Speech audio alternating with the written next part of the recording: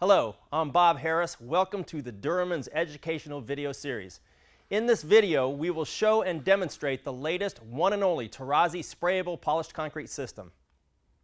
If you remember in the previous video, we were demonstrating broadcasting the cast-on decorative aggregate, and we used a neutral color and we used pewter. So that's why we have the two variations of color on this panel. One was uncolored or neutral, and one contained the color fast color pewter.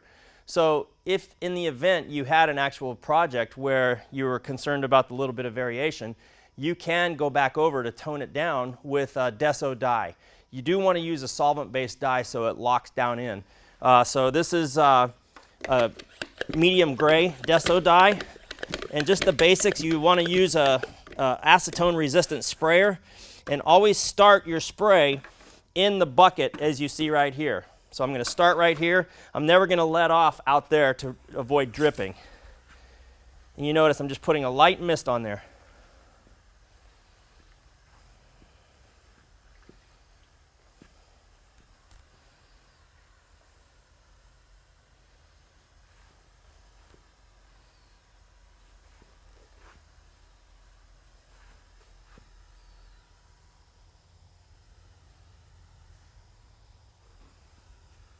If I have to pump, I'm going to put the tip right back into the sprayer, into the bucket, give it a pump, come out of the bucket.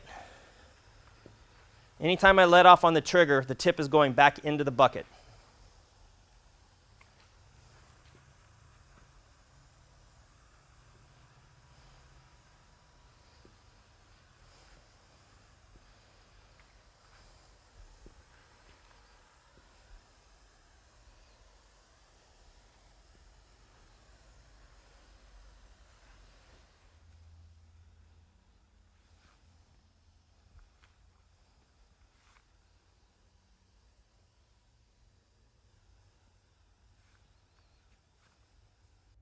Okay, to recap, we've sanded the Terrazzi surface, we've vacuumed, we just demonstrated putting a light dye wash to kind of make the surface all uniform. It looks beautiful. Now it's time, we're getting down to the last few steps, and now we're going to talk about the sealer application. Now Duraman recommends usually a 3-coat application, and there's a reason why. We're going to start with A03, which is a water-based acrylic sealer, and the reason that we like to apply that as our first application is because it maintains the color. If we were to go straight to, say, a 100% solids epoxy, it would really darken that, and not all the time do clients want that. So for that reason, the A03 is an excellent choice to put down as our base or our prime coat, setting the stage for the next applications. So it maintains the surface, and a couple of things that you got to be concerned about is, despite your lint-free roller, it's always a good idea to delint it. Now I'll see a lot of applicators, what they'll do is they'll tape blue tape around this and then peel it off, and that's almost too aggressive. I've actually seen it pull away from the roller stock. So this is typically what we would do, is take our lint-free roller and just go through and delint it like that. It's a good idea because you don't want that lint to end up on the surface. And just this one roll, I don't know if the camera can see it, but look at the amount of lint we got off that surface. It's a substantial amount, and we don't want all that to end up on our finished surface here. So it is a good idea to spray apply the A03 water-based acrylic and then back roll. That seems to be an Achilles heel in the industry, is people complain about roller marks, things of that nature. So one good technique to do is to spray it. Now obviously this is for demonstration purposes. Normally you would want a second person back rolling, and depending on the size of the job, thousands of square feet, even a third person. So a lot of times what I'll do is I'll spray, I'll have a second person rolling, and as this roller cover starts to absorb and become saturated from the A03, having another dry roller is a good way to minimize roller lines.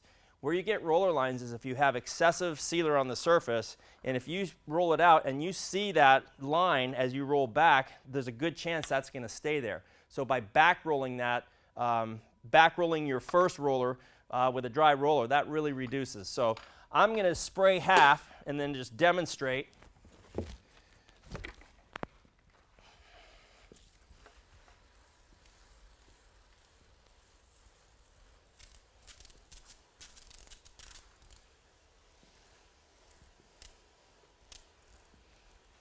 Notice how much I'm putting on. I'm barely fogging it on. It's uniform coverage. Back into the can or the bucket. Take my roller.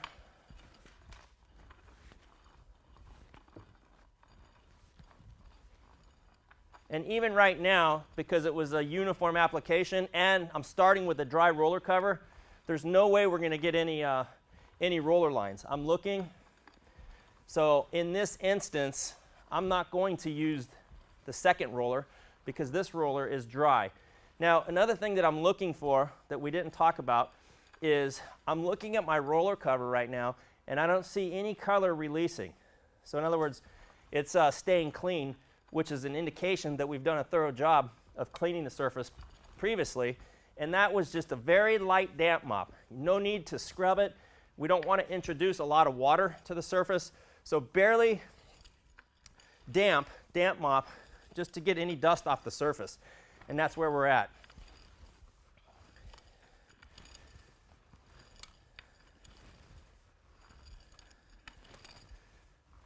All right, so I'm going to look at this angle here.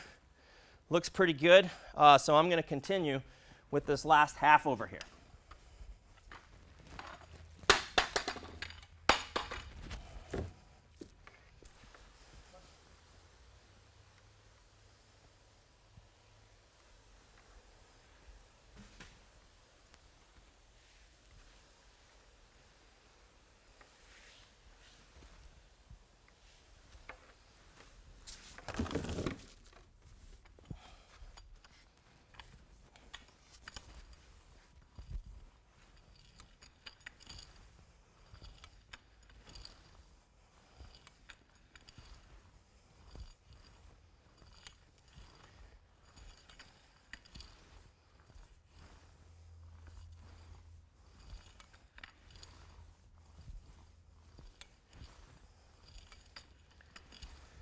Now, one observation that I see right here, as my roller cover is starting to become saturated, this is where I would consider either having a second person back rolling behind me or switching to the dry roller cover.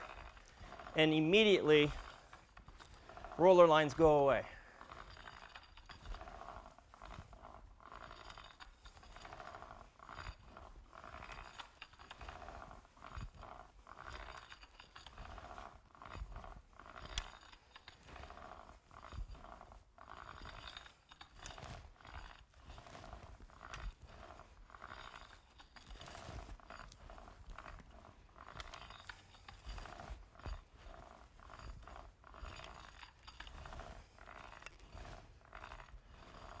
One important consideration is if you're doing a large job, you must work in unison as a team with the person that's spraying. I don't want to get 20 feet out and try to catch up because you have to break that surface tension of that sealer pretty quickly.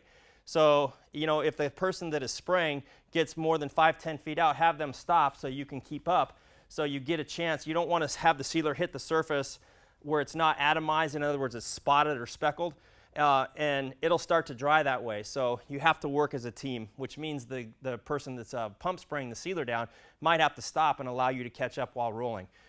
All right, we're going to let that first application of the A03 dry and move on to the next second application, and which we'll talk about in a moment. All right, to recap, we previously applied our A03, which is a water-based acrylic, and if you recall, what we did is we sprayed it down and then back rolled it, and it looks really nice. It's been dry now 2 hours, and now it's time to apply our second application of a sealer, and that is the E32, which is a water-based epoxy. It's a 2-to-1 ratio, so what we've done is we've previously weighed out 2 parts A to 1 part B. And it's not a bad idea to have a clean, dry bucket and mix the two components in here. What happens is if you try to mix, number one, there's not enough volume here, but I have seen trying to mix into it, some of the, either the A or the B side remains on the side of the bucket, and then the first, that's not mixed, and the first thing that dumps onto the floor is unmixed material, so you gotta be very careful about that. So what we're gonna do is we're going to go ahead and mix the A and the B side in a nice clean dry bucket. And then we want to let it induce, sit there for 30 minutes. We want to let it sit there for 30 minutes. That's called an induction period. And then after that time frame has elapsed, we'll come back. We will apply it with a lint-free roller that's also been delinted properly. And we'll mix for 3 minutes using a Jiffy mixer. Now, it's not a bad idea to make sure on the B side you get all of that out of there, because a lot of residual material can just remain on the side of the bucket.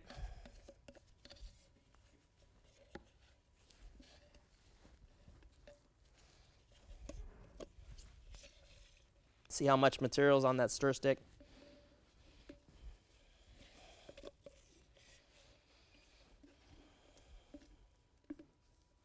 All right.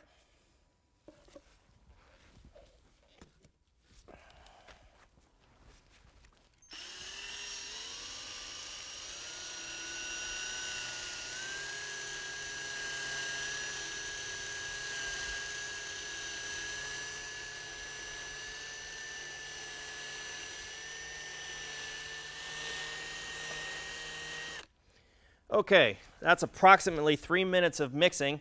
Something that I've always done throughout my career, it just seems to be good practice, is take a clean stir stick, and I like to still go around the whole sides and the perimeter and just give it an additional stir to make sure you're getting all on the bottom, and make sure everything is evenly and consistently mixed up and looks great. So from here, we're going to let it sit for approximately 30 minutes to induce, and then we'll come back and we'll roll down our E32.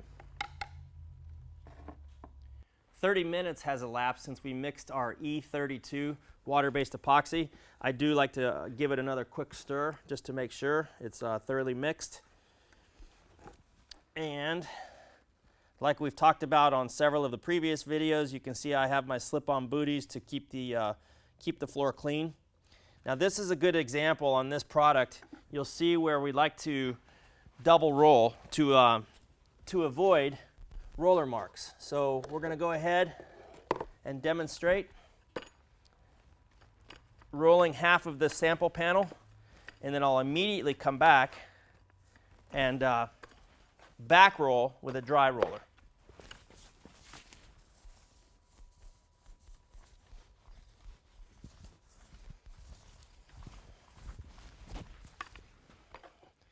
You have to make sure that your roller cover is saturated enough to get the material down there uniformly.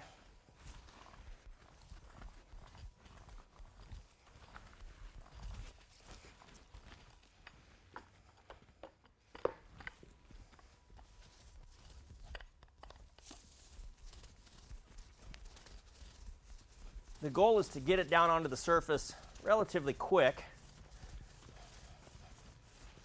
And I'll do a little bit more, and then I'll come back and back roll. Now my roller cover is fully saturated out. It's rolling down much more uniform.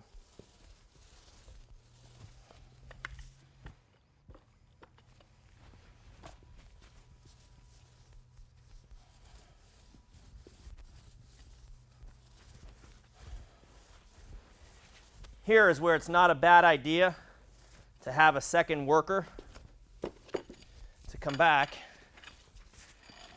and give it one of these right here. And you can see how it literally almost melts any roller lines, and it gets rid of all the roller lines. That's a key right here to producing a surface that's free of roller lines.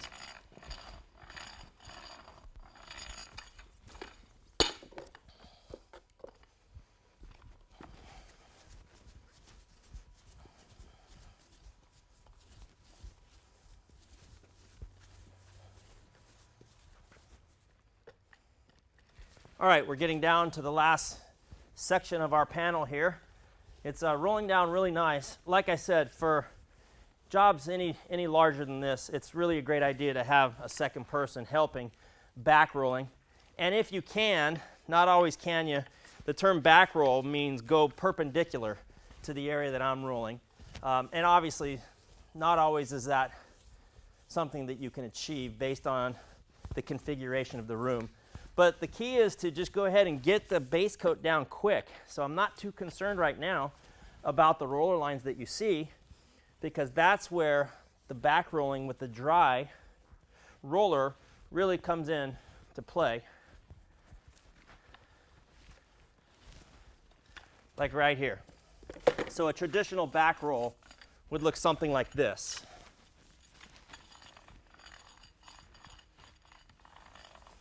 And if this roller cover gets too saturated, just get yourself another roller cover. And I guarantee if you put your E32 down in this fashion, you'll have a surface that's free of any roller lines.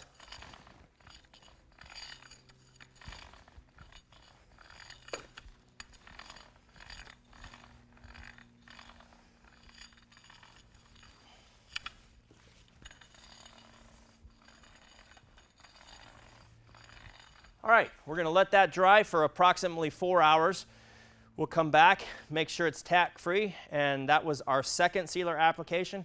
In the next video, we'll discuss our third and final application. All right, we're getting ready to apply our third and final application of sealer. Let's recap what we've done up until this point. We started off with applying A03, which is a water-based acrylic. We gave that approximately 2 hours dry time.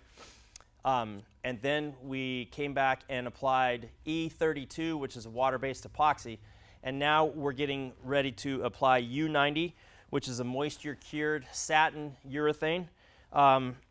It's 4 parts A to 1 part B. It's mixed in a 1.25 gallon kit.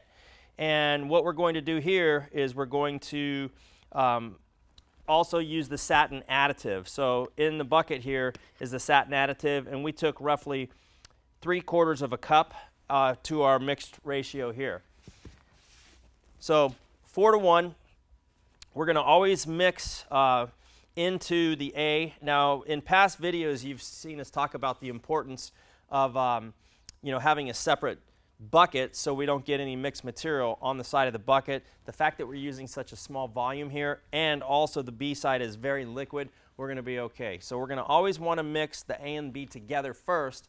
Once that's been uniformly mixed for 2 to 3 solid minutes, then we're going to go ahead and mix in our satin additive into that previously mixed batch here.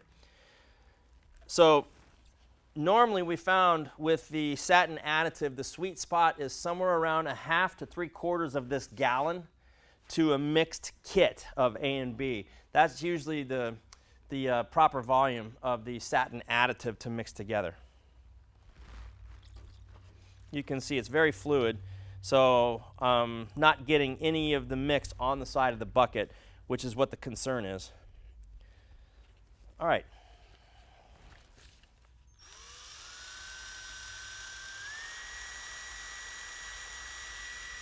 Unlike previous videos, a couple of the products like E32, for example, there's an induction period. If you remember, we waited 30 minutes for that to induct. Not necessary here. So we're going to mix for the full 2 to 3 minutes here. I'll slowly blend in our satin additive, make sure that's uniformly mixed. I'm still going to follow up with a quick stir stick to make sure none of the satin additive is accumulated on the side of the bucket. And then we're going to get right on to rolling on our third and final coat of U90.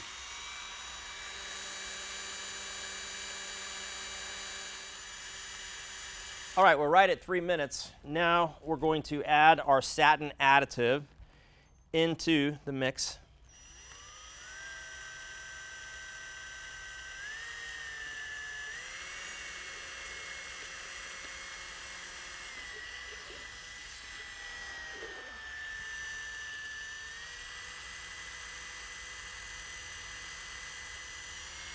We want to mix until the point where you see no more, obviously, white, dry powder. Needs to be uniformly mixed throughout. All right, our U90 has been thoroughly mixed. We've added the satin additive into it. Now it's time to roll on to the previously applied E32. Now 4 hours has transpired, so this has obviously had sufficient cure time. There's no tackiness to it. It's clear, no roller marks. So it's time to roll our third and final coat of U90 onto the surface.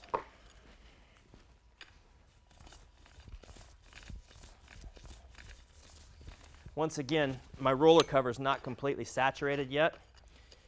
Once we get a thorough buildup, it'll roll down much more uniformly.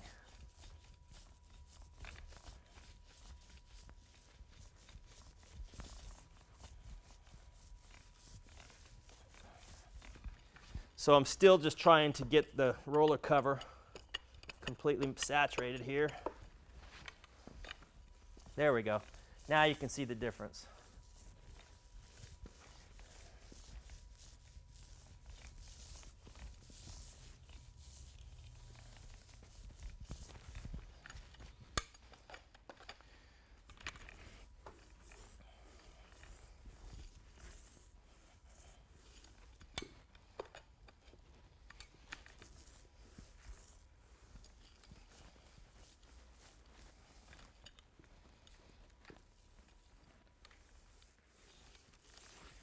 All right, we're getting down to the last part of our U90 application of the moisture cured urethane. Looks great.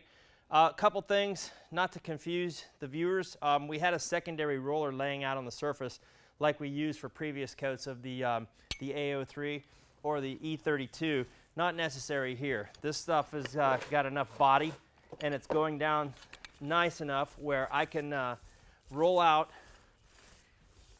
the surface, completely wet it out, and then come back using the same roller cover. I can back roll in this direction and not see any roller lines at all. So it's a very, very durable system.